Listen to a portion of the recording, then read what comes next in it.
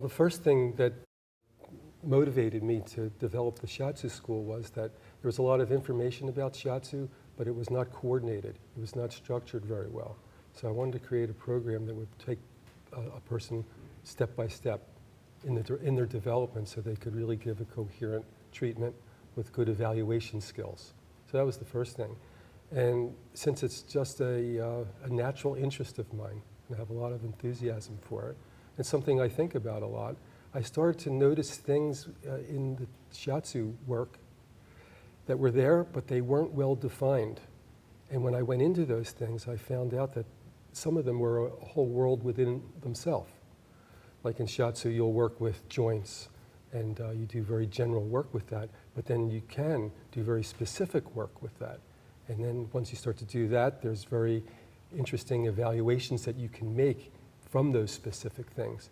So I saw a lot of things changing from the Shiatsu treatments, and then I saw other things that didn't seem to be really changing along with that. And I wanted to find out why, and that led me on a path to go deeper into the structure of the body, but also more into the energy system of the body. So it's a kind of two different directions, but in the end they are all synthesized into what makes us who we are. Shiatsu itself really points to the idea of balance of the body, balance of the energy system.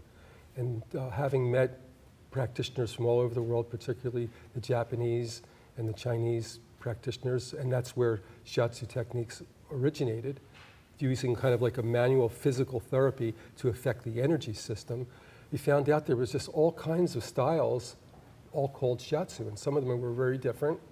And then as will happen, people were discussing which was the right way and the wrong way. And what I tried to do was keep my eye on the essential part, which was how to balance energy and how to balance the system. And then once you get into that, that's a multi-dimensional task right there. It's physical, it's chemical, it's emotional, it's psychological and beyond. So that's what kind of went along with the desire to expand the work into Shin Tai and then into what I'm doing now mostly, which is light body activation. When you go into the Shin Tai work, like I said before, it's multi-dimensional. What you're trying to do is when you're working with someone is to see where is the priority of that treatment. Is it in the structural part? Is it in the acupuncture meridian part? Or is it in the energy body, the chakras? And so we teach different assessment tools so that the practitioner can zero in on what is the level of priority of the system and then start to work there. Because that's where the body's most receptive.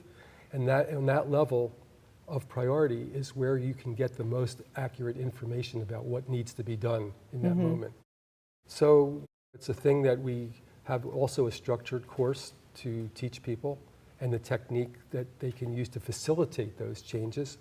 And also it's a work in progress. I'm learning new things about it all the time, and that keeps it pretty fresh and also keeps my enthusiasm going for it. And that naturally led to the light body work, which is something that somebody might think is very different, but I see as a continuum really from the seed that was planted in the Shiatsu days through Shin Tai, and now how I can use this light body work to continue working with clients and working with groups of people